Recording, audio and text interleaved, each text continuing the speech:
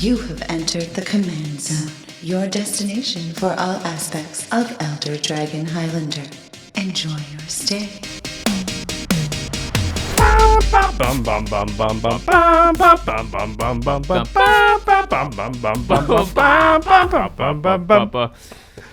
The power is here.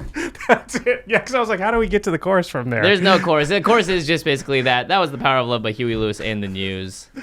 It's pretty bad when we have to say the name of the song. Yeah, just it's very, won't very recognize bad. it. You are watching / listening to the Command Zone podcast. I'm your host, Jimmy Wong. How's it? It's Josh Lee Kwai. So today, we've got a pretty complicated and interesting topic. The stack, and specifically player priority, is one of the biggest and most unique features, I think, about Magic as a game. Most other games don't have something like this, a mechanic like this. Very complicated. You add in multiplayer in Commander, and it can all get pretty complicated. But knowing exactly how the stack and player priority works and how to use it properly to your advantage can be the difference between winning and losing a game. So today, we're going to be talking our way through all of that. And so we have our good our good friend, Danny Simard here. Hopefully a fan, too. Yes. Danny, you want to introduce yourself? Sure. Hi, my name is Danny Simard. I live here in Los Angeles with you guys. I'm a level 2 judge. I've been playing Magic since 1997, I think is the year. Nice. Visions was brand new. Got back into it in 2014, and I've been a judge pretty much ever since. So, Wow. Danny is one of the 2 judges that works on game nights. Depending on which episode and availability, we'll use Danny or the other Danny, who you might have seen in our behind-the-scenes episodes. Are all judges just named Danny? Evidently, they are. yes, it's one of the new criteria. So Danny's here to keep us in check and make sure that we don't mess anything up, because we're a little nervous about giving the wrong information to everybody out there. But before we get into everything, we're going to talk about, obviously, the stack and player priority, but there's a bunch of specific cards that are going to come up as useful in different situations. And if you want to pick up any of those cards, you should go to cardkingdom.com/commandzone. If you use that affiliate link to order all of your Magic products, singles, anything at all, you really are supporting this show, game nights, all of our content. You're going to buy that stuff anyway. Just use the affiliate link when you do, and you are really helping us out. Another sponsor for the show, of course, Ultra.PRO. They make the playmats that we use to embellish our playing fields on game nights, as well as the podcast. They're always coming out with new art, and of course, it's always themed to every single set, as well as special things that are happening in the world of Magic. So make sure to pick up Ultra.PRO product the next time you are at your local game store. And the final way to support all of our content is directly if you go to patreon.com/commandzone. In fact, we call out one lucky patron every single episode, and this episode is dedicated to QUINN LUCERO. Quinn, you rock. Bing, Congratulations, you did it. All right, so let's move into our main topic here. A lot of you know the basics of how the stack and priority work, but we're going to go over them really quick just so everybody's on the same page for those who don't. So the basics of the stack, it really is just this first in, last out system, right? Like things happen and they technically happen at instant speed all on top of each other. But the first thing that gets cast actually happens after the last thing that gets cast. And that's why we call it the stack, actually, because somebody casts something, somebody in response casts something else, and that gets stacked on top of it. Then maybe somebody in response casts something else, and that gets stacked on top of the previous 2 things. And then everybody's like, activates an ability, does something in response. And so then everybody goes, okay, is anybody else going to do anything? No, let's resolve everything. And we go, thing on top, the last thing that was cast or ability that was activated. That happens. Now the next thing happens, and then the first thing happens. And sometimes the things on the stack will affect the other things like counter spells and whatnot. Mm-hmm. I think sort of the earliest recollection I have of the stack, and in the old days we didn't call it that, but the way a very simple thing that would happen is like somebody says, I'm going to lightning bolt your creature. In response, I'm going to giant growth my creature. So that's pretty intuitive, right? Like it's a 1/1. It makes it into a 4/4. The lightning bolt won't kill it anymore. But the way this happens in game is that lightning bolt goes on the stack. Giant growth goes on the stack. There's an implicit, is anybody going to do anything else? No? Me neither. Okay, giant growth actually resolves first because it was cast last. That turns the creature into a 4/4. Now lightning bolt resolves, and that hits it for 3 damage. Not enough to kill it. A lot of Makes people sense? also do this as the dishwashing system. You put dishes and you stack them up and you wash the dishes from the top to the bottom. AKA the last dish you put in is the first dish you're going to wash. There you go. So that's the stack in its most simple form. It can get crazy because the way the stack also works is that as the stack's getting resolved, you can stop at certain points and add things again. Mm-hmm. So like, let's imagine that lightning bolt, giant growth. Another player in the game goes, oh, I'm going to counterspell, I don't know, the lightning bolt. You could go, okay, let the counterspell resolve. The lightning bolt's not on the stack anymore. I'm going to misdirect that giant growth over to something else now. Yeah. Because you can wait until the counterspell resolved and now go, wait, before the giant growth resolves, I'm going to do this other thing. So that's the type of move that the stack allows you to make, which really makes it super complicated. Yeah, and actually, we've had the stack. We explained the stack pretty well in a Game Nights episode, but we've had it be pretty intense. And I won't spoil anything, but the last Game Nights episode we had, the stack was so complicated, we were just like, well, let's just move to the end result, because trying to explain it in this scenario would just not be fun, I think, for people involved. And it would actually bog down the game. But we're here to clarify the power of what the stack is, and of course, how you, as Commander players, can utilize it the best. Yeah, I think actually in the Guilds of Ravnica Game Nights episode, we had a pretty impressive stack and we explained it. And I think we'll just play that clip right now. Now, the game keeps track of the order that cards are played in, and then it starts to stack them up like a bunch of pancakes. So we have an Elish Norn, a Dictate of Erebos, a Mirari's Wake, we'll get rid of that one because we allowed it to resolve, a Teferi's Protection, and then a Citywide Bust. The thing is, then the spells will resolve in reverse order, so Citywide Bust is actually going to happen first, and Elish Norn won't come into the battlefield until the very end. And then Citywide Bust is going to resolve. In response, I'm going to sacrifice this Eldrazi Scion to Yahenni, so he gets indestructible. So they won't attack. So they won't die. Okay, and Elish Norn is still not on the battlefield. Right. The next thing is the Teferi's Protection. So I phase out my stuff. I'm not here. I'm gone. Okay. I'm gone. Can you stay that way? So deal. Yeah, you disappeared, and now the Dictate has landed, so Right. it's in play. And then the Elish Norn comes in. So I think that gives some measure of how the stack works, and we're going to go through this more as we go. Originally, this episode was going to just be about the stack, and as we started to lay it out, we realized, oh, the real thing here is actually player priority. That's actually the part that I think there's the most misconceptions about, that I think players kind of understand the stack, but when you start getting into player priority in multiplayer, that is the part where people start to get lost or confused or start to misunderstand when things are happening or why or who's allowed to do stuff when. Mm-hmm. Is that something that happens in 1v1 a lot, Danny? Or is it like, I'm assuming multiplayer just makes it that much more complicated? I mean, yeah, of course it's more complicated in multiplayer, but you pretty much hit the nail on the head. The main thing is, most of us know that if you want to respond to a spell, you have to wait your turn more or less. And that's the structure of the stack, and it helps us organize so only one thing happens at any given time. Mm-hmm. However, like you also said, you can interrupt it at any time before and after something is resolving.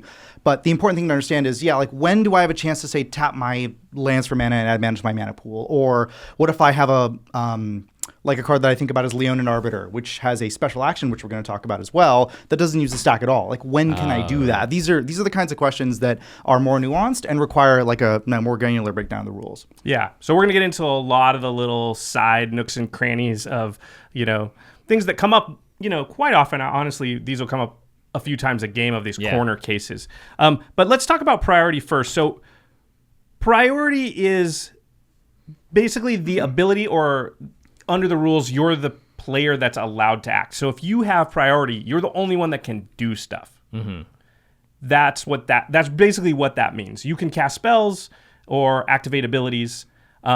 So a player with priority casts a spell or activates an ability, and I think people don't actually even know this part. A lot of players don't.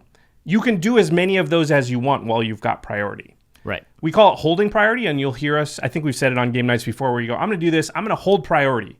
Because the default in Magic generally is when you do something, you immediately pass priority. That's just what people assume. But that's not necessarily what happens. That's a shortcut. And we're gonna be talking about a lot of things that are often shortcut today. But what we're going to be saying is, here's the shortcut. If you don't even know that's a shortcut, you don't know what's the long cut. What's the actual way that it's supposed to work? So I cast Lightning Bolt on your 1/1 creature. You say in response, and I'm like, well, hold on. I'm going to hold priority.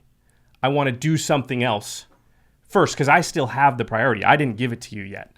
passing of priority is something that you do. So I'm going to lightning bolt this. I'm going to hold priority. I'm going to fork my lightning bolt at this other thing. Now I'm done. You can have priority. And now you'd be in a sticky situation where you're like, okay, well, I only have one giant growth. Which creature do I save? Right. That is something that you can do when you have priority. So the way that priority works in multiplayer, because it's not 1v1, is that when you pass priority, when you're done, you say, I do a thing, or I do a number of things, whatever it is. Okay, those are on the stack.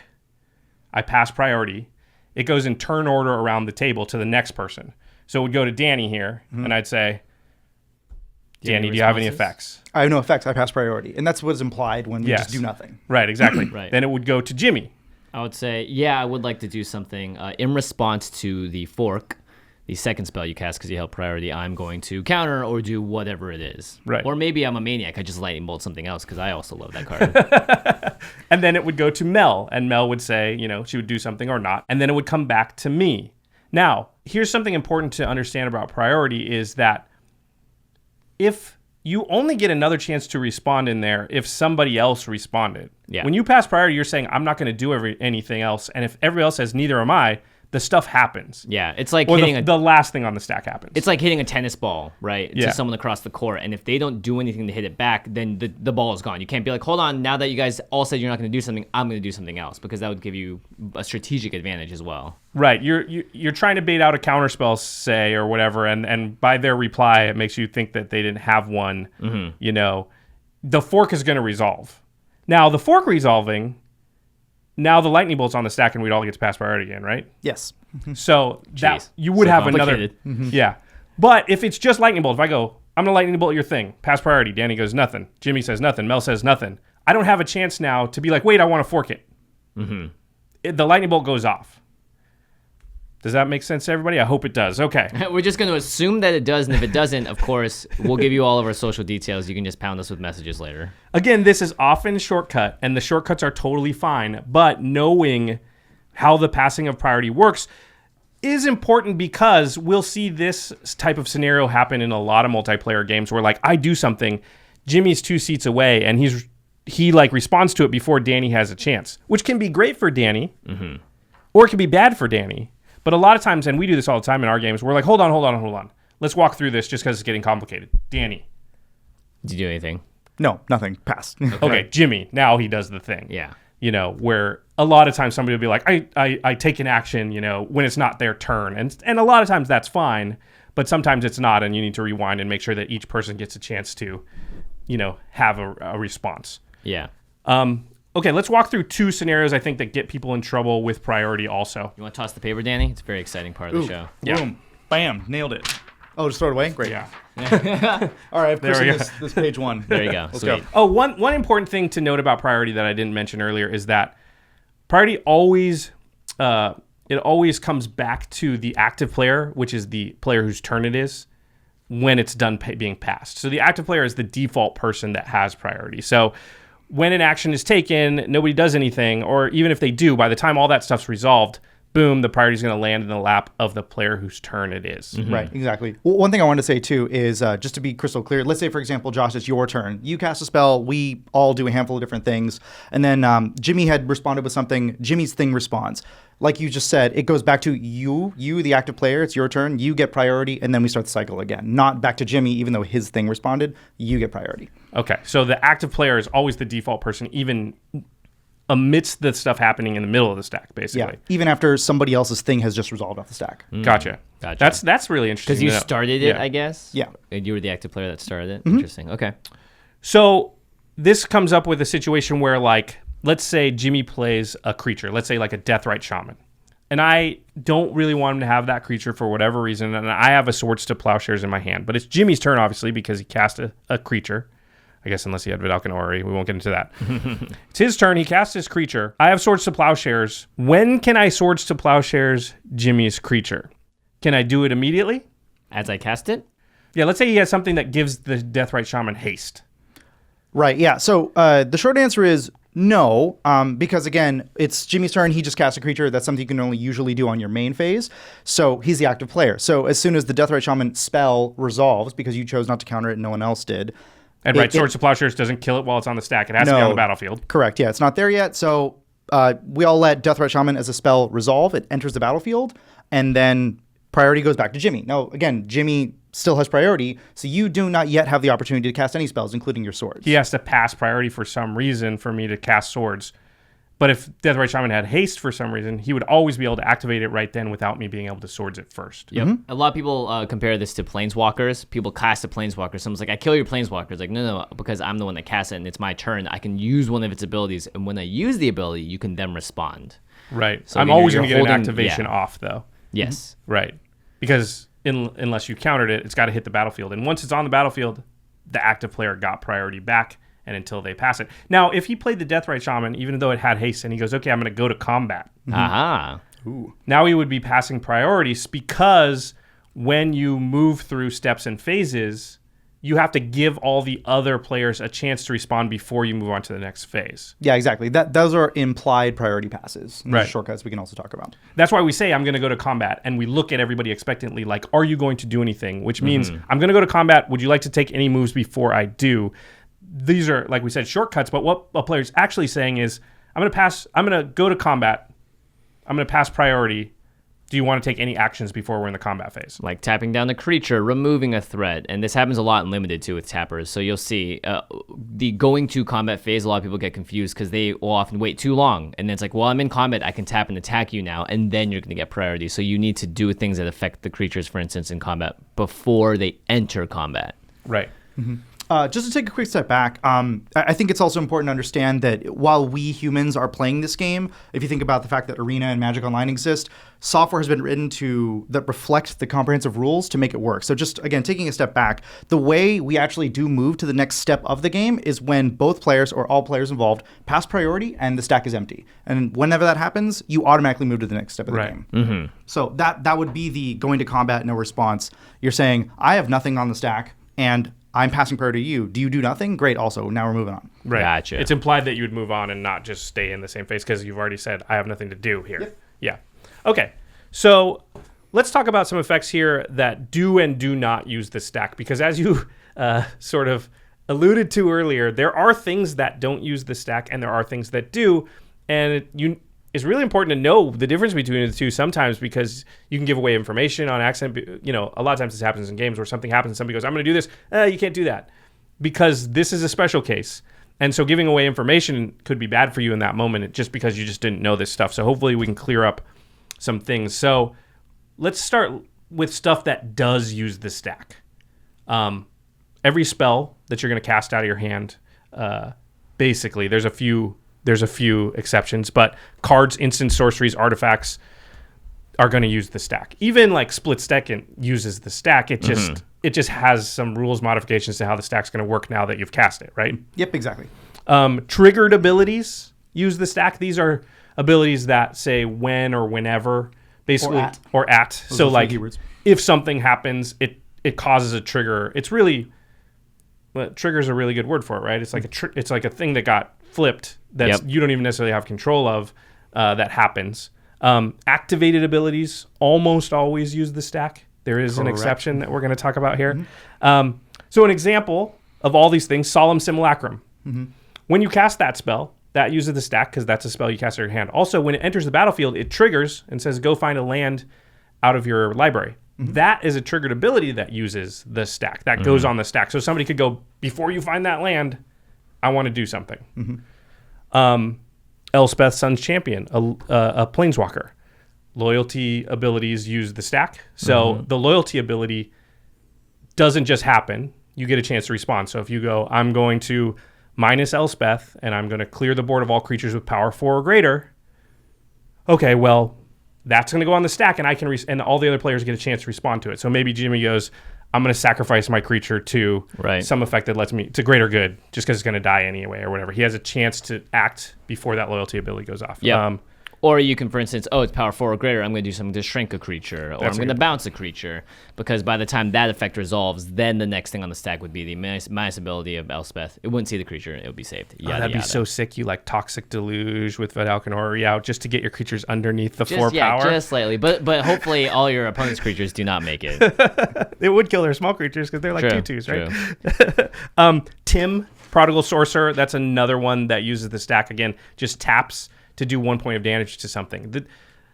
You tap it, the 1 point of damage goes on the stack. People can respond. They could giant growth their creature so it doesn't die, that kind of thing. It's very important, too, if you're looking at older cards that have different templating and wording, and if you don't understand, is this an activated ability or not, go to Gatherer. They have updated the rules text in the text version of all of the cards there. So you can see, this card in the past used to say do this, this, and this, but it didn't have a colon to indicate that it was an activated ability.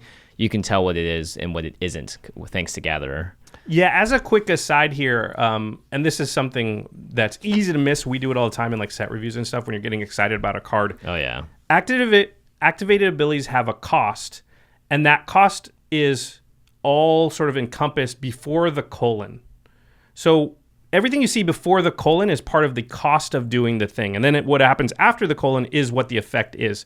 So for instance, Prime Speaker Vanifar, you tap it and you sacrifice a creature, and then you search your library for a creature with power 1 or greater. No, CMC 1. Equal to 1 plus one or creature CMC. Yes, sorry. Birthing Pod. Yeah. Your Birthing Pod. On a stick. Okay. On a stick. Instant speed. So sacrificing the creature in that instance to Vanifar is part of the cost of doing the ability. You can't respond to the cost, right? So they can't go, I'm going to tap my Prime Speaker Vanifar, and I'm going to sacrifice my Seedborn Muse. And you can't go, I'm going to path to exile your Seedborn Muse before you sacrifice it. Right. Right, because at that point while you have priority and you go through the steps to casting a spell, you figure out the cost, you pay the cost, and then it goes on the stack, and then you get priority. So yeah, at no point in the middle of that does anyone have their chance to respond to that. Right. So I think that's a thing that newer players get wrong. And I remember in Days of Yore me thinking that I could get rid of the creature they're going to sacrifice before they sacrifice it. And then you're like, haha, you have nothing to sacrifice. You can't do the thing. True. That's not how it works. Also, even with rules back then, right, the rules were different, and they had like interrupt cards. Again, like if I see something that says interrupt, it's actually an instant, so ignore that. Look at the Gatherer text like Jimmy said. But yeah, the rules used to work this way. And so when 6th edition came out and the stack was built, the game got a lot more sort of structured and stabilized. Streamlined. Yeah. Another thing that part of the cost is loyalty abilities. So part of paying the cost is the loyalty ability. So you can't when Elspeth Plus goes on the stack, you can't respond while it still has the loyalty it had before it got plussed to kill it at that moment. Part of the cost to play it. Also, I misspoke. Vanifar is not at instant speed. You can only activate it as a sorcerer. You could activate this. Use this sorcerer. Yes. Good to know. Yeah, good to know. Okay, so those are the abilities and cards and effects that use the stack. The more interesting part of this discussion is stuff that does not use the stack. Yeah, so this is where things get real tricky. So we said there were some activated abilities that don't use the stack, and the primary ones are mana abilities. This is to prevent somebody from going and by mana abilities we mean Birds of Paradise. So if you tap that to add mana to your mana pool, or Mountain. If you tap a mountain to add your mana pool. Or Ashnod's Altar is actually a really weird one, but that's a mana ability. This is to prevent somebody from... Jimmy says, I tap 5 mana, and you go, in response, before that mana's in your mana pool, I'm going to do something. The game doesn't want that to happen because it would just create times to sort of mess with people between when the mana's in their mana pool. So they just said, nope, mana just goes in the pool. That doesn't use the stack. You can just sort of do that at any time. Otherwise, I think the game would kind of fall apart. So let's talk about Ashnod's Altar and Phyrexian Altar specifically. I think it makes sense, right, that you can tap your lands and stuff. Ashnod's and Phyrexian are interesting because you could technically sacrifice a creature. Like if somebody goes to Krosan Grip your Ashnod's Altar, you can still sack creatures to the Ashnod's Altar to create mana in that moment. Yes, and I think the big reason why you're pulling this up is because it doesn't seem intuitive. Because you're like, wait, Krosan Grip, it says split second. No one can do anything. Well, no one can activate abilities or cast spells, but you can still do special actions, which mana abilities are special actions. Because it would totally make sense if somebody says, I'm going to Krosan Grip whatever, and you go, before that resolves, I'm going to tap 5 lands and add 5 mana to my mana pool. Right. I don't think anybody would think that's weird. Exactly. But Ashnod's Altar... It's because it's an artifact, even though because Phyrexian and Ashnod's are mana abilities, you could totally do it. So sudden spoiling, any of those effects, you could still use your Ashnod's to get mana in that instance. Now you couldn't probably use the mana to cast anything because split second would stop that. But you could just add it to your pool, let it get destroyed, and then use the mana if you wanted. Well, if it was your turn, you could continue with your main phase, and the mana would not have left your mana pool. Right. So you would have access to that. But yeah, it does seem very weird because it's like, hold on, nothing else can happen. Well, you could tap lands. You can also sack creatures to generate mana because sacrificing creatures is a part of the cost. You couldn't sacrifice a creature to High Market or something or things like that, right? Because that, again, that's an effect. Playing a land does not use the stack. So you can't... I'm trying to think of a situation, some situation where maybe you've seen your opponent's hand and you know, oh, they need double blue to cast a certain spell. Right. They say, I play an island. You can't be like, before that island hits the battlefield, I'm going to do something now because I know you need... your other land. Or yeah. whatever. Yeah. So it's just, nope, the land is in play. You can't do anything about it. You don't get priority. They're going to be able to add that blue to their mana pool before you can do anything. If something had landfall, though, the landfall trigger would go on the stack. Is that correct? Yeah, still. So those are still normal triggered abilities, like sort of irrespective of the special action that's playing a land. Right. And we're going to talk about how triggered abilities work a little later, too, I think. So Yeah.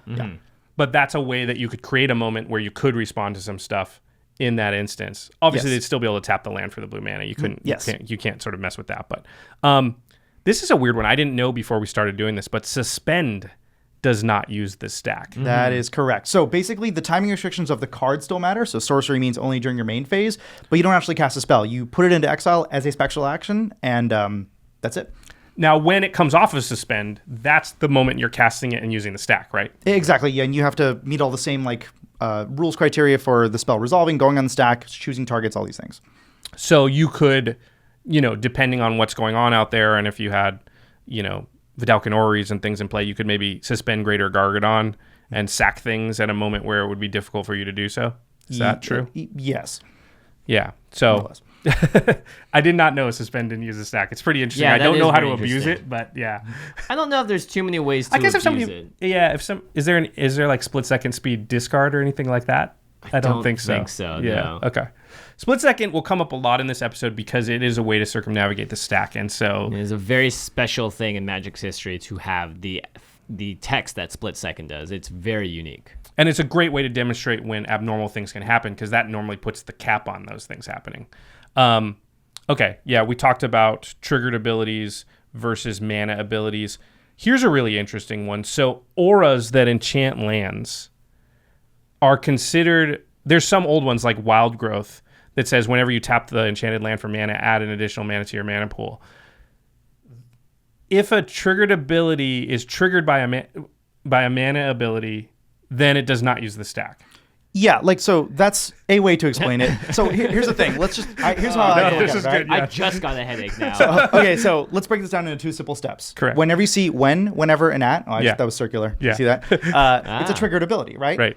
But not all triggered abilities are created equal. If a triggered ability would create mana, doesn't have a target, isn't a Planeswalker loyalty ability or anything like that, and it would, when it would generate mana when it would resolve, then it's a triggered mana ability. And then it's just like everything else we just talked about. It resolves automatically, and that's it. It can't be responded to. I see. This it's actually really very simple. it comes into play mostly with the auras that enchant lands. Yeah, like so that. if you look at, Wild Growth is the classic example. When you tap it, even though it's now says whenever you tap enchanted land for mana, add green, it just adds to your mana pool. Like your forest is doubled, basically, or whatever land you put it on. They've templated those differently in recent years, I think, because of this, where now it says it gives the enchanted land an ability to tap for 2 mana of any color. Yeah, and that can have like narrow implications for things that turn off activated abilities, but that's another topic. But yeah, you're right. Okay, so all right, so hopefully you got all that. The next thing that doesn't use the stack, and we've referred to this many times on the show, so this is known, is unmorphing. Mm-hmm.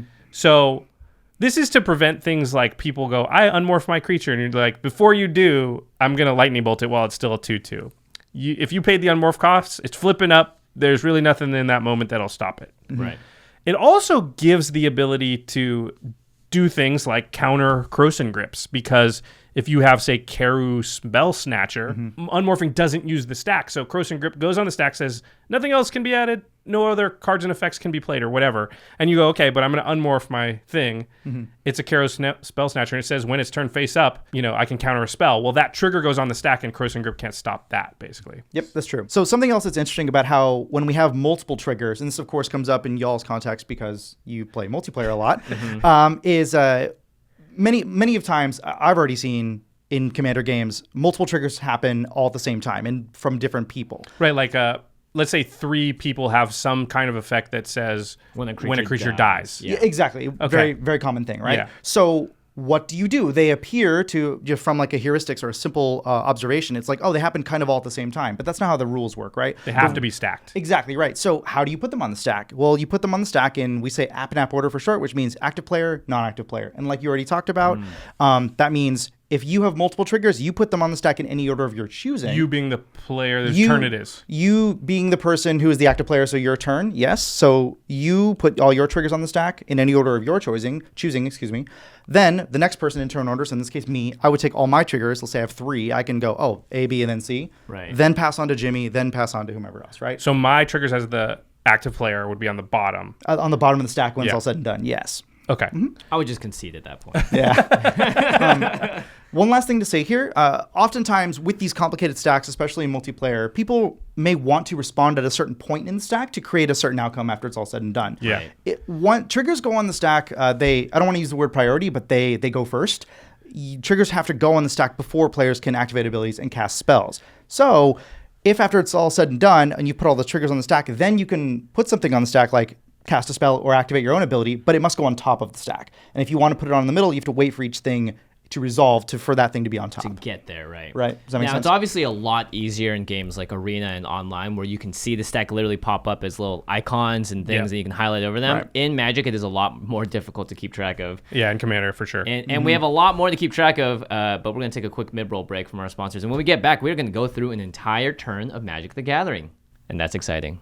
Hey everyone, our sponsors of the show are a big part of the reason that we're able to sustain this channel year to year, and we've always been big proponents of books and reading. That's right. We've given away a ton of books actually on our channel over the years, and that's why this episode is sponsored by Audible, the premier place to go for audiobooks online. Audible has a huge selection. You get full access to the Wall Street Journal and the New York Times, as well as 3 books every single month. And you're probably listening to this podcast on your drive or at work. So if you'd like to spice it up with something new, this is what we're listening to right now. I'm currently deep into Skyward by Brandon Sanderson. You've probably heard us talk about him a lot on the show because he's a Magic player just like us. It's really exciting. It's a fun book, and you can get it right now for free with a 30-day trial of Audible. Me, I'm a little disappointed with how things are going in Game of Thrones on TV, so I'm taking it all the way back to the books to reminisce of the good old days, and I'm about to start Clash of Kings, the second book, which was my personal favorite. Yeah, that is a good one. So to sign up and support the Command Zone, go to audible.com/COMMAND. Or you can text the word COMMAND, COMMAND, to 500-500 and get started on your 30-day trial. Okay, today's episode, pretty complicated one. It's time to get back to it. We've got a lot more information to go. So try not to forget to head over to audible.com/command or text command to 500-500 and sign up today.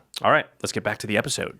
Okay, we are back with Danny talking about the complexities of, well, Magic the Gathering. Priority, using the stack, how it works, and more importantly, how you can use it to your advantage as a Commander player. So I guess let's just move right back into it.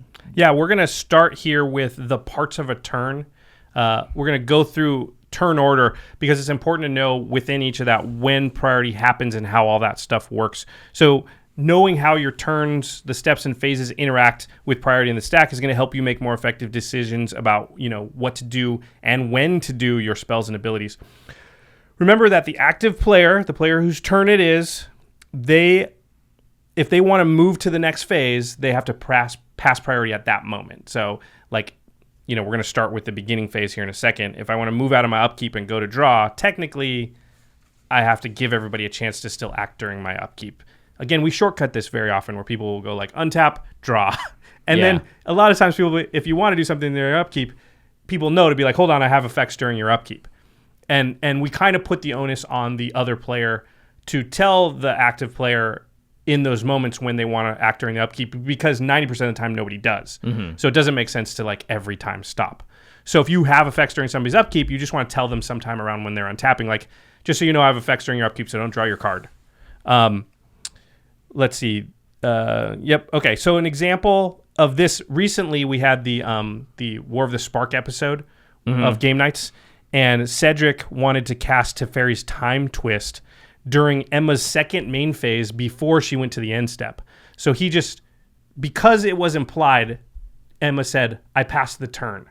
That's an implication of I'm going to my end step. Right. Cedric said, hold on, before your end step, so we're still in your second main, I'm going to do this thing because Teferi's Time Twist brings the creature back on the next end step. So if they were already in Emma's end step, it would come back on Cedric's end step, which was not when he wanted the creature to come back. He wanted it to be able to attack the next turn. So he just had to specify hold on, we're gonna slow down here for a second, and I'm gonna specify where we're at so I can take this action. Notably, when he does do that, he passes again the active player priority back to Emma, who is still in her second main phase. So if she wanted to cast a sorcery at that point, for instance, she could. She doesn't automatically move to her end step because someone else stopped her before she moves to the end step. I guess it goes back around and it's like, okay, Emma, now it's your second main phase again still. Yeah, she could be like, oh, well, you tapped 2 blue mana to do that, and now I know you don't have a counterspell, so I'm going to do something that I didn't want to do before you did that. Corner case, but that does become very relevant sometimes. Mm-hmm. So let's talk about the beginning phase of this turn. So you start and you're in the untap, and untap is a special phase where basically nothing can happen. Yeah, how's that that right? work? Well, yeah, unless your name is Josh Lee Kwai, in which case all your stuff phases back in, right? Oh, right. So there's the phase phase. protection, yeah. Yes. So phasing is a weird thing that happens right before untap, right? Yeah, it happens in untap before you untap your stuff. We didn't used to have to know much about this, but because of Teferi's protection, we do now. Right. So and this allows you to use your mana on your turn. That's the way that phasing card works, yeah. Yeah, so the first thing that happens in your turn is if you're phased out or stuff was phased out, it phases in. Mm-hmm. There is stuff with phasing that actually, if it was phased in, would maybe phase out during this time, but that's where the phase part of the phase happens. Yeah. Then we untap, and any triggered abilities that happen because of something untapping, so like the inspired mechanic from Theros, those triggers happen, but they get pushed into the upkeep. They don't technically happen during the untap step, right? Right, and this is unique to the untap step, and they just, rules at Wizards just decided to make this the case. So yeah, if you have triggers that would occur during the untap step, they wait to go to the upkeep step, and then again, they would go on the stack in active player, non-active player order. They just don't want people being able to mess with when untapping's happening because it gets really messy. I mean, how would it even work? Like, before you untap these 3 lands, but after you untap those 2, I'm going to do something. Like, Yeah, it just you doesn't have make their any end sense. step to do that, Yeah. right? That's normally the time to act. So the untap is pretty unique. Just nothing can even happen. Triggers even that happen there get pushed till later. Yeah. So To allow the game to literally just function, so Yeah. so you're not ever in a awful feel bad moment. I don't know, were a lot of these changes and stack rules made so that players wouldn't get into unfun scenarios? I think that's ultimately the intent of any rule change or any big decision that Wizards makes. But also part of it is every time they make rules changes, if it's not for new keywords or something like that, or just a big sweeping rules change, they're trying to make the game rules and the way the technicalities more closely match how the game naturally plays. I see. Okay. Right? they want it to be intuitive. Exactly, yeah. Makes sense. And fair. Okay, so we're untap. We untap our stuff. Nobody can do anything. If any triggers happen, they would get pushed to upkeep. So the upkeep happens, and then at that moment, all the beginning of upkeep affects trigger. These can't be preempted. So the scenario that we like to toss around, because I've seen this happen many times, is let's say you have a Phyrexian arena and you're at 1 life. There's not a window in there for you to do anything to Phyrexian arena. Like let's say you have a Krosan Grip in your hand. You can't untap and then cast the Krosan Grip. It'll still be too late. The Phyrexian arena trigger will have happened as soon as your upkeep began. Correct. Yeah. So there's just not a way really to get around those upkeep triggers on your turn. I would have to Krosan Grip or do whatever on the end step before my turn. Right. Could you just play a card that says end the turn? Clear everything off the stack? Yeah, you could activate your Sundial of the Infinite there. That would save you, although you'd be in the same position next turn, but maybe.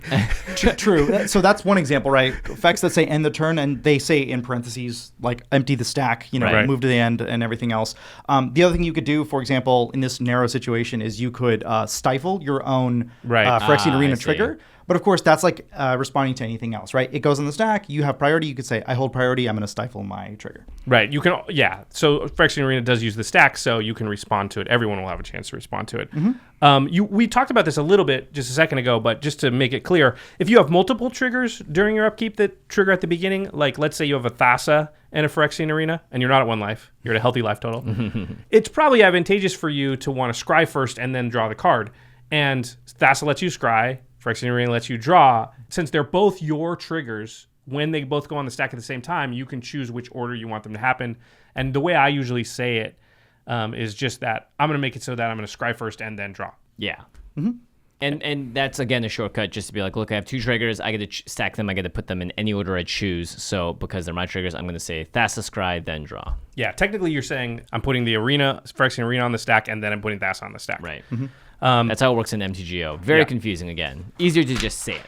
Now, how your triggers stack with your opponent's triggers, and this is the same as when multiple triggers all happen at once, because they are. So your opponent might have like what's a Shieldred trigger, effects that trigger on your opponent's upkeeps. What would happen is, let's say I have the Thassa, the Phyrexian Arena, somebody else has the Shieldred. I'm the active player. I would put my Phyrexian Arena first, then Thassa. So I'm going to scry first, then draw.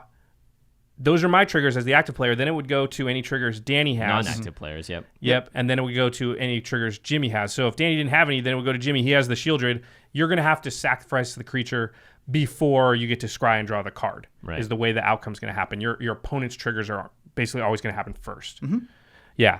I think people they want to be able to circumnavigate that system a lot. Well, I'd much rather draw a card, or maybe you only have one creature and you have a sacrifice effect. I'd want to sacrifice to that first. Nope, Right. sorry. Okay, so remember, we're in upkeep, and then upkeep happens, and it's just like anything else. It's just like the main phase, except you can't cast sorcery speed stuff. Yep. And usually we just shortcut it by going, I draw my card. And the draw step has a special action that occurs at the beginning of the draw step, and it doesn't use the stack either. You draw your card. People don't respond once you've gone to your draw step to drawing your card. Now, they do have a chance to do stuff before you draw your card. That's what the upkeep is. So once you go to the draw step, you just draw. That happens. And now there is a chance for other things to happen. So like Howling Mine would be a trigger that causes you to draw another card. Teferi's Puzzle Box is a big one. Oh, gosh. So the draw would happen first, then you would count how many cards you have for Teferi's Puzzle Box, counting the one you drew for turn, and then you would put all those on the bottom and draw that many cards. You don't count first, put those on the bottom, then draw that many cards, then one for turn, if that makes sense. Yeah, that's definitely a weird one. Another weird one I was going to bring up was Sylvan Library. Oh, yes. okay. Let's talk about that. This one can be an issue at competitive REL. We're not talking about that today, but I'm just telling you about my experiences. The easiest way to do this is just to draw 3 cards, basically. Pick up the top 3 cards of your library, and don't have them touch your hand yet. So just be a good sport with all your teammates, right, or your play group, right? And then you make your decisions on whether or not you want to keep more than one, pay the 4 life per card, etc., and then put that many back. So you get your little sort of mini ponder brainstorm. That happens all at the same time because that's actually a replacement effect. And what you talked about a second ago, Josh, you said special action. We need to be crystal clear. It's not special action. It's a turn-based action. Okay. So it's a thing that happens okay. automatically as a turn or a step of step in a turn is happening, right? So drawing a card during your draw step, that's a turn-based action. And Okay. no one can respond. It happens, and then the active player gets priority. Yeah, let's talk about replacement effects for a minute, because there are a number of things, and it does tend to happen a lot during the draw step, where it says, Underrealm Lich was a new one that said instead of drawing, your 1 card per turn, you look at the top. top 3, cards, choose 1, and then put 2 in the graveyard. That's not a trigger, right? That just replaces the draw, so nobody can respond to that. Is that sort of how Sylvan Library works too? Yes. So, quick thing on replacement effects. It's very easy to spot replacement effects. All of them, or at least almost all of them, have the word instead. So if you see instead on the correct, the up-to-date Oracle readings on any particular card, then you know it's a replacement effect. And it's very simple. It's what the English word means. Like, instead of A, do B. So instead of drawing 1 card like a normal turn-based action, you look at the top 3, pick 1, bin 2, and that replaces your draw. Notably, if you have cards like Consecrated Sphinx out, your opponent, if they do that, they're not drawing a card anymore. So so triggers like that won't happen for you. So keep an eye out for that. For Underrealm Lich, it replaces the draw. At what point in there can an opponent respond? There's not a point, right? Until they've discarded already? How about this? Let's role play. Okay. I have Underrealm Lich. Yeah. It's my upkeep. Yeah. I pass priority to Jimmy. Okay, I have no effects. No effects. Cool. All right, so we've all passed priority with an empty stack. Yeah. We now are in my draw phase. Right. The normal game rules would say draw a card, but instead I'm going to look at the top 3. Notice neither of you have had a chance to have any sort of priority. Neither have I. I'm now going to look at these 3, pick 1, and put 2 in my graveyard. I've completed that. Boom. Now there's nothing else in the stack. There's no other replacement effects. It's now my turn. In my draw step, I get priority. Right. So there's no point in time at which I'm able to, do anything at all there. Until you move to your main phase or you do something after receiving priority in your draw step, correct? Exactly, yeah. Okay, so again, we're done with Danny's draw step, and he says, do you guys have any effects during my draw step? Yeah, I pass priority. Jimmy, do you pass priority? Yep. We pass, and now we're into Danny's main phase. Main PRECOMBAT phase main 1. phase. Yep, main phase 1. So hopefully main phase is going to be pretty self-explanatory at this point. Yeah. Anytime you would cast a spell or ability, each other player gets a chance to respond, if you don't hold priority. And then they also get a chance to respond before you move to your next step. So it basically works like upkeep. It's not that much different other than you can cast sorcery speed stuff, right? Yep, and play a land, which is one of the special actions we talked about. I like playing lands. And then the next phase gets pretty complicated. So this is the combat phase. Right. We've had so many different rules questions about this over the years. Yep. It gets pretty confusing. So the combat phase obviously is the phase that let's see. It has 5 steps, or it has 5 phases within the combat phase. How do you name these? There's steps within a phase, right? So there's beginning, declare attackers, declare blockers. If there's first strike or double strike, there's first strike damage. Right. And then there's combat damage. Then there's end of combat. Okay. And then you're back into main phase. So that's Super simple. Duh. No big deal. End of the episode. It's actually super important to know all the steps within the combat phase, because there are things within each step that you can do to affect combat, and knowing the best time to do them can honestly be the big difference between whether Annihilator happens to you or not, or things like that. Right. So we go to the combat phase, and we're in beginning of combat. This is before anything's happened, and this is the moment where people go, I go to combat. This is that moment where you're allowed to respond and do stuff. Yeah. Think of it as the upkeep for the combat phase. Yeah. Okay. Oh, very nice. So yes. So only instants can be used here, or instant speed stuff. Yes. And this is where you would want to be like, okay, I didn't talk Jimmy out of attacking me with his It That Betrays, so I'm going to tap it down. I'm going to use my cryptic command and tap all of Jimmy's creatures so he can't attack. That's where you do it, is in the beginning of combat phase. Now, technically, you could do it earlier in the main phase, but you want to, in general and Magic strategically, wait till the very last possible moment to do something for the most part. So you don't want to open the door to any sorcery speed stuff that Jimmy may have, which he could use during his main phase. You might as well wait till the beginning of combat, where he can only use instant speed stuff. Yes. Not that you even know what those may or may not be, but it constricts him in some way, and it's just to your advantage to do so. Path to Exile is another thing that could happen then. Because if you say, I go to combat, we're beginning of combat phase, and I say that, and it goes to you guys, and you're like, I do nothing. do nothing. Yep. Now we're in declare attackers. And this is where the first thing, similar to drawing the card at the beginning of your draw step, the first thing that happens at declare attackers is you declare your attackers. Yep. And at that point, it's going to be too late, if you haven't already, to do things like tap all their creatures down before they attack. Right. You'll run into this on Arena and MTGO a lot more, because without verbal communication, if you just click one too many times, you're now too late to use those type of effects. And you're like, crap, I meant to tap that down, but it's too late now. Yeah. And also, like, the reason that you have to do this before you declare attackers is because it's just like, okay, Josh, I go to combat. Yeah. You do nothing. I'm like, all right, Josh, I'm going to swing at you with 3 Eldrazi. And you're like, whoa, hold on. Before you swing with me with those 3 Eldrazi, now that you've revealed literally what you're going to do, I want to do something. Nah, it's too late to do that. Yeah, it's too late. Yeah, because you might go beginning of combat. Jimmy, who are you going to attack? I don't know. I'm not sure. Yeah. And you're like, okay, I do nothing. I attack you, Josh. Wait, I want to tap him down. No. It doesn't work like that. Yeah. Yep. You can't have the best of both worlds, or have you cake and eat it too, whatever anecdote you want to use. Yeah, exactly. Yeah. So that's why you'll see us a lot of times asking that question, so we know whether to do things before they declare attackers. So we get to declare attackers. The player declares their attacks, and then that's when priority gets passed. So one thing you can do, because as the active player, let's say I'm attacking, and I say I'm going to attack, Danny with this creature and Jimmy with this one. I declare those attackers. I have priority. At that moment, I can say, before blockers, I'm going to path to exile this creature, Danny. So now you have nothing. Yeah, exactly. So like you said, when we move into declare attackers, the first thing you do is the turn-based action of declaring your attackers.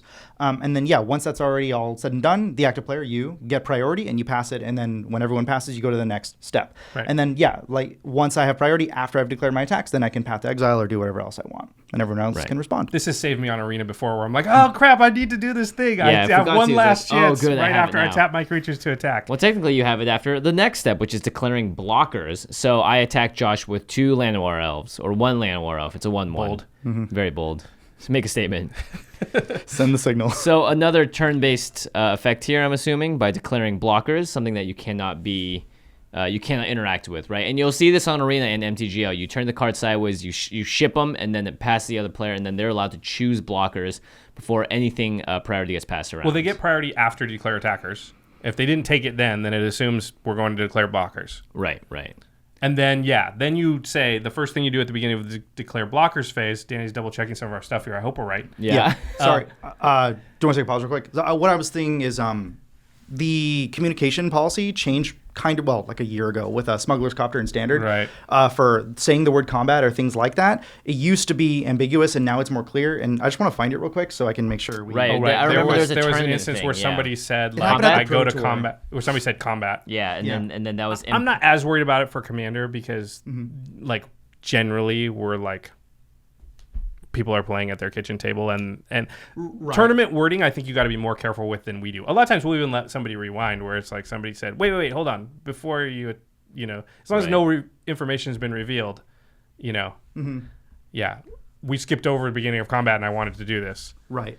So I guess just to summarize it very briefly, it's just like if you say go to combat and everyone says let's say you go to combat and you have something like a Smuggler's Copter where you have not yet turned it into a creature. You have not crewed it this turn. Right. You basically use context to say, well, if I say combat and you all don't respond and there's nothing on the battlefield, then we're in declare attackers. But if there's something that matters, like that you see on the battlefield, or you have to explicitly say, I want to go to beginning of combat, then you would go to beginning of combat. Otherwise, you just go to declare attackers. That's basically Right, how that because the works. stack is empty and it auto passes to the next thing, right? Right. It's because of crew specifically, because I can't crew once I'm in declare attackers. Right. It's at that point too late because, like we said, you do the turn-based action of attacking first, then you would have priority to, crew it or anything else. Right. So just make sure your forces are ready before going into combat, or I'm going to go to combat holding priority. I will crew this thing. Mm-hmm. Right. Okay, so we're back to declare blockers. I've attacked, or Jimmy's attacked me with the Llanowar Elf. Is that the scenario we're in? Oh, okay. You know it. And then he passed priority, and nobody did anything. Mm-hmm. This is also interestingly, so then it goes to me as the person being attacked, and I get to declare blockers, and that's the first thing I can do. At this point, I can't respond with like a lightning bolt or anything yet. I would have to block or declare blockers first. If you have no blockers, that's still declaring a blockers, right? Yeah, we still go through the turn-based action of declaring blockers, even if you have none or even if you choose to not block at all. Mm-hmm. Right. So I say, I'm going to block with my 2/2, and I declare that as blocker. Now, Jimmy's priority again, because he's the active player, he has the first chance to act. It's actually a disadvantage in this case. This is the defender's advantage, whereas we get to see what Jimmy does if we want to respond as the defender. So if Jimmy wants to pump his creature in some way, I'll cast a Giant Growth on my Llanowar Elf at this point, Right. making it a 4/4, killing your 2/2, or it should kill a 2/2. However, because I did something on the stack, it is going to pass the priority around the table, so Josh now has a chance to respond. I mean, I'd get to respond even if he didn't cast the Giant Growth. Right. So let's say I for whatever reason, let's say I blocked with a 1/1 just to make this a little bit easier, right? You go Llanowar Elf. I say block with this Deathrite Shaman's a 1/2. Yeah. Block with something that's Raging 1/1. Goblin that's untapped. I'm trying to think of something that's played in Commander. Sakura Tribe Elder, that's a 2/1. Sure. That's a 1/1 as well. Oh yeah, okay, yeah, But that's it works. 1/1. Yeah, so I block with my Sakura Tribe Elder, and then Jimmy gets priority, and he says, "I'm going to pump my creature in some way." Yeah. Now priority goes back to me, and this is a really good example because I go, oh, well, in that case, I'm going to sacrifice my Sakura Tribe Elder and go find a land. Right.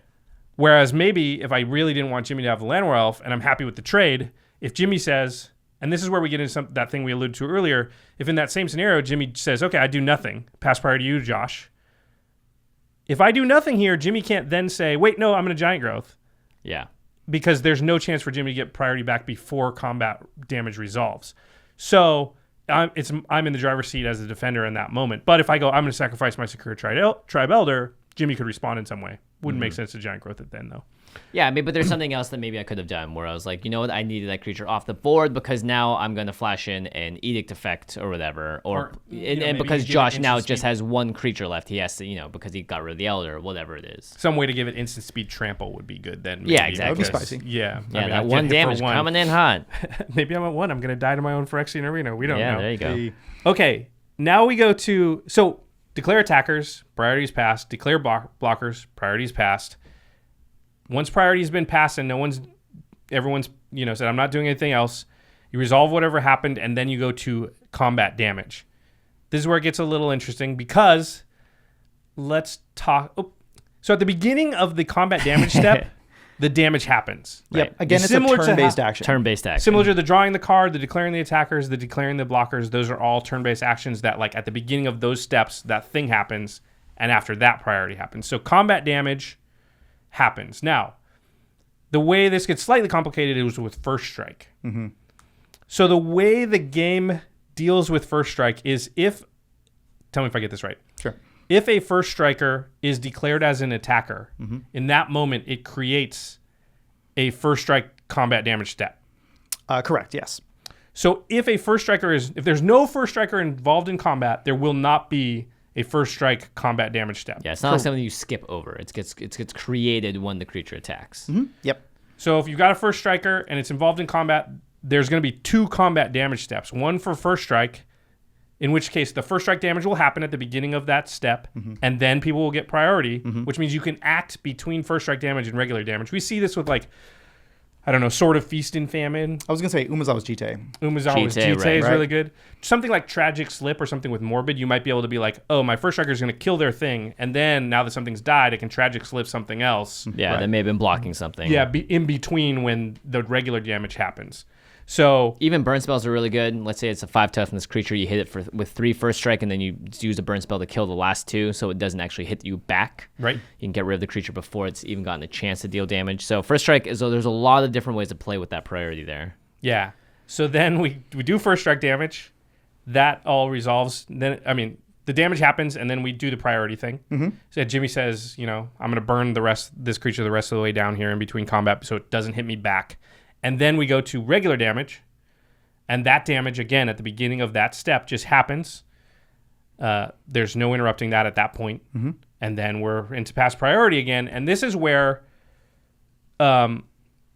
we get to the end of combat step.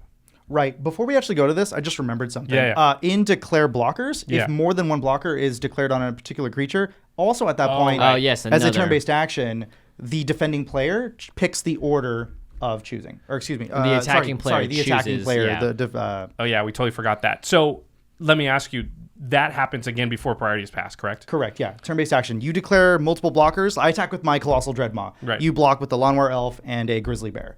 And you say, I'm going to assign Order damage the first to the blockers. Grizzly Bear and then to the Landwehr Elf. Yeah. Well, you don't assign damage yet. You just choose blocker order. Right. And say, I'm going to go Grizzly Bear first and then Lawnmower Elf. Right. And there's no interrupting that part of it. There's no point between blockers and assigning damage that we can... not assigning damage, just ordering blockers. Or yeah. Those are both turn-based actions. Once that's all said and done, then the active player gets priority and we pass priority again. Okay.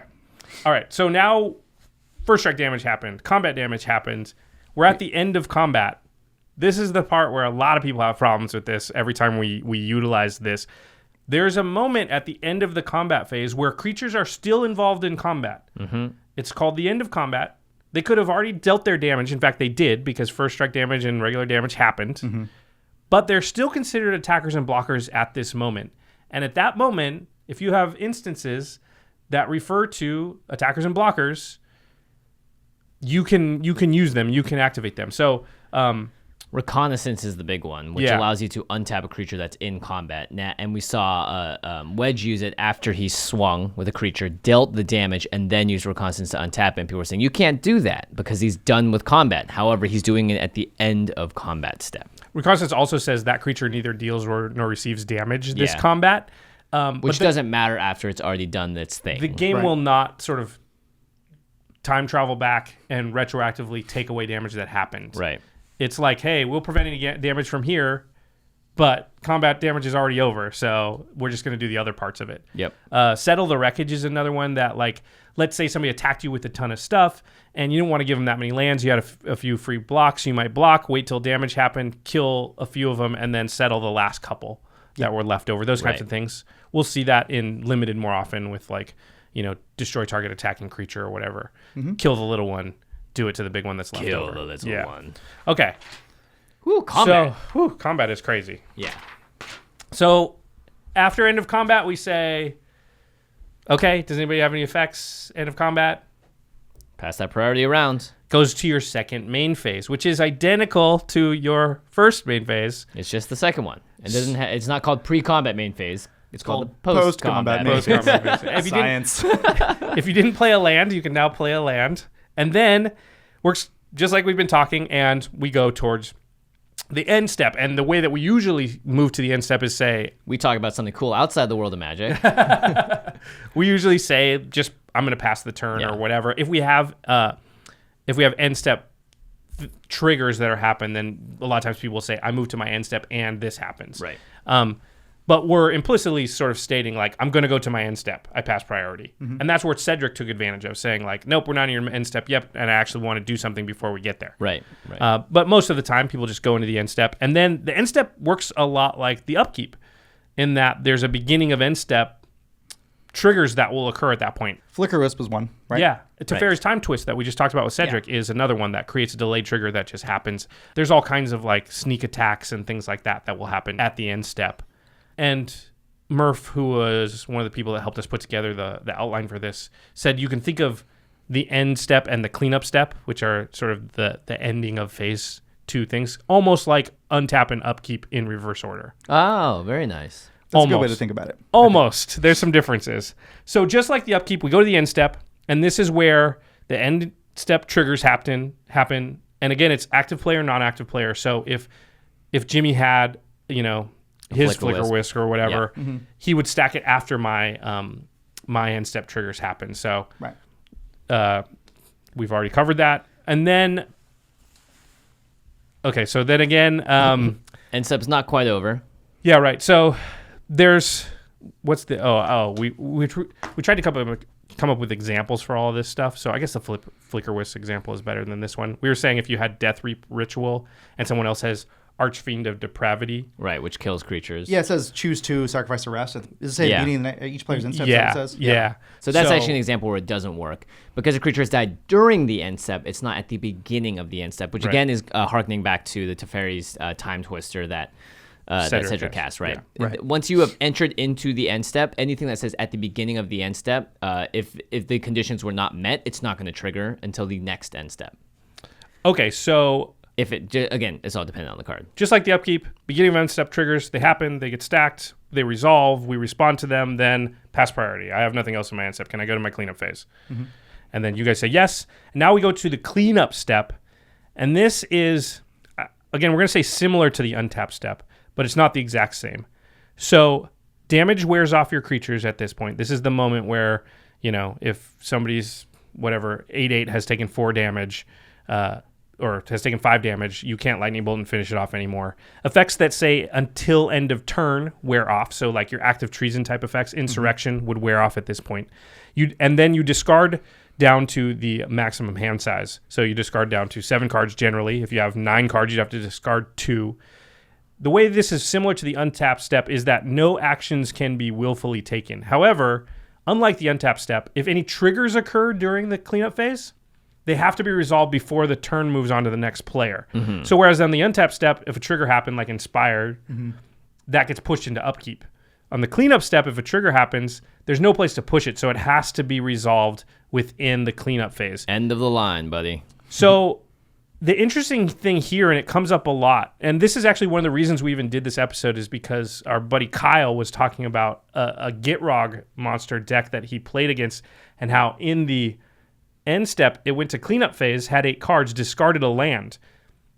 Gitrog triggers there to draw you a card whenever a land enters the battle or enters your graveyard from anywhere, and then drew another card. Well, that player's had 8 cards, discarded another land, drew a card, discarded a land, drew a card, and just continued to do that and went through like 20 cards on their turn or whatever. And this is totally legal. At the moment, we were like, what the heck? And we were Googling it because I was like, I don't know exactly how that works. Because, again, there's no place else to push those triggers to. Right, which is discard to your maximum hand size. An interesting thing we found when researching this was, like, if you have Necropotence out, you have to discard to hand size maybe there. The way Necropotence is worded, the creature card will actually hit your graveyard, and you could instant speed, like, recur it before Necropotence would exile it, I believe. Because Necropotence trigger goes on the stack anytime a creature would, or a card would enter your graveyard, it gets exiled instead? It doesn't say instead. Oh, it just gets exiled? I believe. Yes, that creates trigger in your cleanup step. Now, if it said the word instead, you wouldn't be able to respond to it because that wouldn't be a trigger, correct? Correct, that would be a replacement effect. So it sees the graveyard for a hot second before Necropotence's trigger exiles. And you go Goryo's Vengeance it, and then you get it until the next end step of your opponent or whatever. That's spicy. Very spicy. Okay. What a turn. Wow. So that was the turn. That was priority. And all we did was attack with like a Llanowar elves. That was pretty boring, man. I mean, there was a Colossal Dreadmaw in there Oh, that's somewhere. true. Yeah, 6/6 got in there. Okay, so hopefully this was of some interest to you. Maybe you learned some things. I know I did when we were putting this together. Murph and I were both like, really? That's how that works? Yeah. We have played Magic for forever. So hopefully there were some interesting things in there that kind of gives you an idea of how stuff's supposed to work, when you're supposed to act, and also when your windows of opportunity are. Yeah. Because when stuff starts to get complicated, you can be looking for that moment. You know, one of the tricks we used to talk about was that Deadeye Navigator. When the Soul Bond trigger goes on the stack is when you have to go to remove it. Because if you let that Soul Bond thing happen, they're just going to blink it again in response. And those little tricks you can learn about cards often make them, at first they seem like unbeatable. And then it's like, no, I just have to know. When is my opportunity to strike? Right. Yeah. When the how things are getting stacked and where those things are. And a lot of that is just communication with your play group. Yeah. And if you're a player that has learned Magic through Arena, this is definitely something that's going to be very unintuitive to you because the game takes a lot of steps for you. I would recommend try playing a game just holding down full control the entire time to see when you get an option to do stuff. And that's going to give you a better idea of, okay, this is what it's like if I responded to every single moment when I have an ability to do something, take an action, and have priority. I want to, as a final thought here, just say a couple of things, which is like all the shortcuts we use right now in Commander are good. You should totally keep doing them. They help the game flow, and they're ultimately better for everybody. And I know a lot of times people, they get up in arms about, even in game nights, will shortcut some things, but you want the game, like you said, most of the rules are actually trying to make the game flow in the way that we actually play it. Yeah. You're a judge. Do you rules lawyer?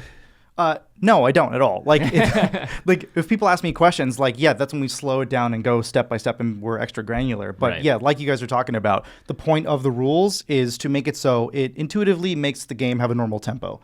But we have the actual rules to reference if something comes up. Yeah, I mean, if you're going to lightning bolt a giant growth in response, there's not a lot of passive priority that actually has to happen there. Lightning bolt, giant growth, okay, cool. You don't need to be like, I pass priority, I do this. What does the stack look like? You don't have to do any of that stuff. So we're not advocating for anybody to rules lawyer. That's not what this is. It's really just a way so that you can know what's happening so you can understand it. Because what we don't want to happen is, like I said, with the Deadeye Navigator thing, where it just seems like it's unbeatable, but actually if you broke it down and understood how it worked, you'd be like, oh, well, here's the moment in time where I can pick it apart and actually, because Magic is about, that's the really unique thing about the game, being able to respond to almost anything. There's a possibility of being able to like thwart almost anything. Yeah, and Josh made a great point in the outline here, which is don't try and out-rule someone as a way of gaining an advantage. I see this happen at pre-releases, unfortunately, a lot, where someone just doesn't realize, oh, that's how the game works, and the other person will take advantage of that. And that, I think, leads to the most feel-bad moments, because instead of winning strategically through, like a decision you made in the game, you're winning off of what almost feels like a technicality, which is never nice. Right. Never No, of course feels not. good. No one wants to see that happen. All right, to the listeners, are there any crazy stack or priority interactions from your many games over the years that you want to share with us? Is there anything that got so confusing that you weren't even sure, how to figure it out? What did you do in that case? How did you resolve all that? We've definitely had ones where we're like, this. Yeah. Judge! I mean, sometimes you're at home and you're playing. We've definitely had those where we're like, I don't know. I think this is probably what happens. Let's just do it. As long as everybody's cool with it. I mean, we're not friends playing with judges too. Yeah, Hey, that's that true. helps too. Yeah, for And sure. if you don't have a Magic Judge friend, I do want to plug a quick resource. You Yes. can Oh, go to yes. magicjudges.org. It's a community website that Yes. has blog articles, good like reference guides. Also, there's like an IRC chat room. It's Judge like a live chat. chat window. Yeah, exactly. I send everyone there. Log into there if you have a rules question in real time. There's judges all over the world that can probably answer your question. Yeah. Yeah, don't tweet at Jimmy and I because we get rules questions all the time. Listen, I'll try and answer, but you should always know, and I always put the caveat in, I'm not a judge, so I'm going to tell you what I think, but I could totally be wrong. Yeah. And you should ask I a don't real even do judge. that anymore. Yeah. I just send them to Judge Chat. Yeah, that's like what I I should don't do. want to mess up. There are judges that are sitting in there, and they, judges are probably the greatest community resource that we have in terms of tournament magic and all that stuff. So if without their tireless work and being in this IRC chat all the time, we wouldn't have answers a lot of times to the crazy things that happen in Magic. Yeah, Magic is nuts. Something else that's nuts, but nuts awesome. Good is awesome. cardkingdom.com/commandzone. If you want to pick up, some Croson Grips, maybe some maybe some morph creatures, or maybe some Llanowar elves. I don't know, just because they're good. Go to cardkingdom.com/commandzone. Use our affiliate link. You really are supporting this show, game nights, all of our content. It helps us out a lot. And the same goes for Ultra.PRO as well. You can pick that stuff up at cardkingdom.com/commandzone or at your LGS, your local game store, or big box retailers. Ultra.PRO stuff is everywhere. Yeah, and it's awesome. Yeah. Okay, now it's time. Danny, are you ready? I think I'm ready. Let's find out. This is time for our end step, and I'm going to pass priority to Danny. Do you have any responses, or do you want to? Can we move to the end step? In response, Yes. I've got a silly story for you. Okay, Okay. so Magic is one of my main hobbies. I'm very into it. Do you guys know what my other hobby is? Not yet. No. Not yet. So I play roller derby. Oh, you Really? do? Yes. Wow. Yeah. Roller derby's so cool. Yeah. In addition to that, I've never seen a lot of bruises on you and stuff. Well, that's because I've gotten pretty good at roller skating. Yeah. So I know how to play pretty well. I've been playing for a long time, since 2010, and I actually started off as a referee, which clearly I like to volunteer and be involved in like rules and helping out in that capacity, and also just I kind of like to be good at learning rules because I think that aids in strategy, both in Magic, and roller derby, and lots of other things. But yeah. So you actually started as a ref and then transitioned into playing? Yeah, and I still do Wow, both. cool. Yeah, Oh, you still do both? I referee with LA's like predominant, or like major top-ranked women's team. They're called cool. Angel City Derby. Yep. And yeah, my team's called Golden State Heat. You can check them out if you want. Ooh. When do you play? Yeah. So we There's so actually many have questions. a game this upcoming weekend. So that should be cool. fun. And my team, I didn't go this weekend because I'm finishing up with university, so I'm very busy. But my team was in Oregon last weekend at a tournament, and they did really well. They won 2 games, like total blowouts, and one game was a 25-point loss. It was like 170 to 140 something to the number 3 ranked team in the world. So Wow. So you guys are good. That is pretty close. we're getting better. Pretty good. Yeah, that's Yeah. awesome. Or that's What- where Josh's from too, Oregon. Yeah. What's your favorite thing about roller derby? My favorite thing about roller derby is so I'm a otherwise lethargic person, and Right. I just don't care about normal sports. When I first was exposed to this, I was like, wow, this is interesting. And my friend was like, hey, you should start refereeing, give it a try. So one thing I love about it is it gets me in shape. It's my gym membership. So I'm sure. intrinsically motivated to like sweat and get tired and like play a contact sport, which I never thought I would like or do. Especially because like I'm very much so like a Magic player kind of person. I'm not like football, which, you know, no disrespect. Football's an interesting sport. It's just not for me. So yeah. Roller derby can be pretty brutal too, Dude, though. I've seen some people get slam dunked in that sport, man. I was watching some LA stuff because someone told me they play for Team League Max. Like, I'm gonna watch some videos. I was like, oh my goodness. Oh, I've seen some gashes and some some brutal stuff. I broke my leg in 2014. I was gonna say, is that your worst injury from roller derby? Yeah, a spiral fracture of my left tibia and fibula. So Jeez. I also tore my right meniscus in 2017. So I mean, look, I weigh 155 pounds, and I play with like football linebacker shaped guys. Yeah. And it's a full contact sport. We wear pads. There's rules, but like it's not perfect, right? So Right. But it's a ton of fun, and ultimately it's worth it. So And there's Man. good spirit of the game. People, Absolutely, yeah. It seems like one of those games where people don't take that. They take it seriously, but not seriously to the point where it's like. It's the same with like Ultimate Frisbee for me in college. Too. Sure, yeah. It's like any other sort of amateur, like community-oriented sport. It's Right. actually a lot like Magic, too. Like, most people playing Magic have a great time playing Magic because they're there to, like, experience playing with their cards and playing with their friends, right? Yeah. There's a very small percentage of people who are there strictly to try to win tournaments and stuff, and it's kind of like that in other sports, too. But for the most part, everyone benefits from everyone else having a good time as well, you know? Yeah. Totally. Oftentimes you'll see the roller derby teams like they're all at the bar together after. Yeah, exactly. Like, Yeah, that's we very definitely common. love to after Yeah. party together, and it's Yeah. great. Absolutely. That's awesome, man. You're tougher than I thought you were. Jeez. Yeah, perhaps. All right, make sure to check out our sister podcast, The Masters of Modern. Alex Kessler and Ben Bateman, they talk about the modern format and all things competitive Magic. You can find them if you just type in Masters of Modern into the search bar on YouTube. They're at collected.company right next to us, or you can follow them on Twitter at the MMcast. And Modern Horizons is coming up, so I'm sure there are going to be a lot more new rules questions that come into play with all those cards. Our editors for the show are Ashlyn Rose, Josh Murphy, who helped in the assistance of making the outline today, so big shout out there, and Jared Lafreniere. Special thanks to Geoffrey Palmer, who makes the awesome living card animations behind us. On set today, we are looking at a pristine Bolas's Citadel, pre-Bolas's Citadel, right? Yeah, this is, I'm not sure what the card is, but that is the Citadel back there, but it's not from the card Bolas' Citadel. I don't know. Things haven't gone badly yet. Yeah, it this seems. is Things some part are earlier in the relatively story peaceful. where the rocket ship towers are taking off, evidently. I don't know. Bye. They're just draining themselves. They're of like, their oh, water. Bolas is on the way. Let's get out of here. We're going to Mars. You can find Geoffrey online at Living Cards MTG on Twitter, and he also does the opening and closing animations for the show at youtube.com/thecommandzonepodcast. So make sure you check that out if you want to see all of our faces, including this face right here. Danny, Danny's. do you have any social media that you'd like to plug? Sure. I'm on Twitter as Ruth Bader Ginsburg, B-I-R-D. Nice. And sorry, did I say Twitter? I meant to say Twitch. That's my Twitch. Twitch user. My okay. Twitter is Danny Sims Music. I used to do music stuff, and yeah. If you want to do that, go for Man it. of many talents. If you have a lot Lots of of rules silly questions, hobbies. Yeah. tweet at Danny Sims Music instead of Josh Lee Kwai.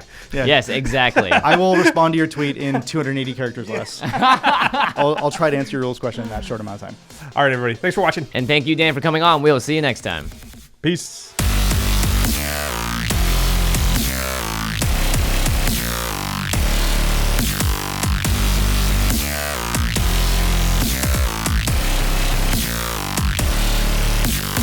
Thank you for your attention. For further inquiries, send an email to commandcast@rocketjump.com or ask us on Twitter @JFWong and @JoshLeeQuai. See you later, alligator. Greetings, humans.